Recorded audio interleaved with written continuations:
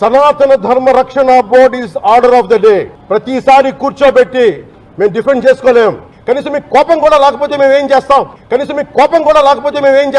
ఆంధ్ర అనే భావన లేదు ఆంధ్ర వాళ్ళకి. ఎప్పుడు ఆంధ్ర భావన వస్తో తెలియదు. నా కులం ప్రాతిపాదిక సరే కొంతకాలం వరకు జరిగింది. 2019 తర్వాత కులం కూడా పోయింది. ఇప్పుడు సొంత కులాన్ని కూడా వెనకేసుకురావట్లా. ఆంధ్ర భావన ఎలాగో లేదు. కనీసం కుల భావనను తెచ్చుకుని బాగు చేయండి రాష్ట్రాన్ని. నిజంగా మనస్ఫూర్తిగా అవుతున్నారు. నా కులం ఉంది, నాకెక్కడో మతం ఉంది. నా కూతురు క్రిస్టియన్ అబ్బా, నా కూతురు తల్లి తన మతాచారం ప్రకారం నా కూతుర్ని రష్యన్ ఆర్థడాక్స్ చర్చ్ లో బాప్టైజ్ చేయిస్తానంటే సంతోషంగా చేయించమని. మా నాన్న ఎలాంటి వాడంటే, మా నాయనమ్మ దీపారాధన వెలిగిస్తే దీపారాధనలో సిగరెట్ వెలిగించిన దేవుడు లేడు దెయ్యం లేదనే వ్యక్తిమత మా నాన్న.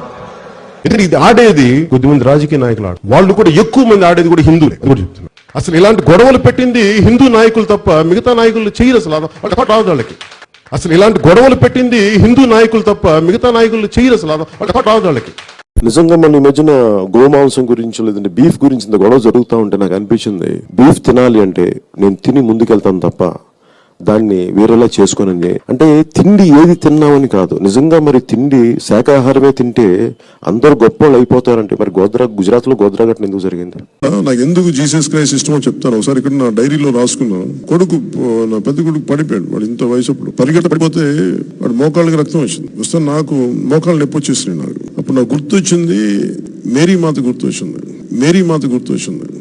నాకు ఇష్టమైన ఎర్నెస్టో చే గెవేరా పుట్టినరోజు. రాజకీయాల స్ఫూర్తిని, పోరాట స్ఫూర్తిని తెలియజేసిన మహానుభావుల్లో ఎర్నెస్టో చే గెవేరా అతను నాకు స్ఫూర్తి. ఇప్పుడు మీరు చెప్పిన నా గడ్డం పెంచుకుంటే నాకు నిజంగా ఆనందిస్తుంది. నేను నిజంగా ఇది మనస్ఫూర్తిగా పెట్టుకున్నాను. ఇది నాకు ఇష్టంతో పెట్టుకున్నాను. జై భీమ్ అనే పదం ప్రతి ఒక్కరూ సమానం అని చెప్పేది ఆ జై భీమ్ అనే నినాదం. జై భీమ్ అనే నినాదాన్ని మనస్ఫూర్తిగా నాకు వ్యక్తిగతంగా రాజకీయాల్లోకి రాకముందు నుంచి, సినిమాలోకి రాకముందు నుంచి డాక్టర్ బాబాసాహెబ్ అంబేద్కర్ ఆశయాలను అర్థం చేసుకున్న వాడిని, చదివిన వాడిని, ఈ సోషల్ బ్యాక్వర్డ్నెస్ ని ఇవన్నీ ముందుకు తీసుకెళ్లిన మహానుభావులు.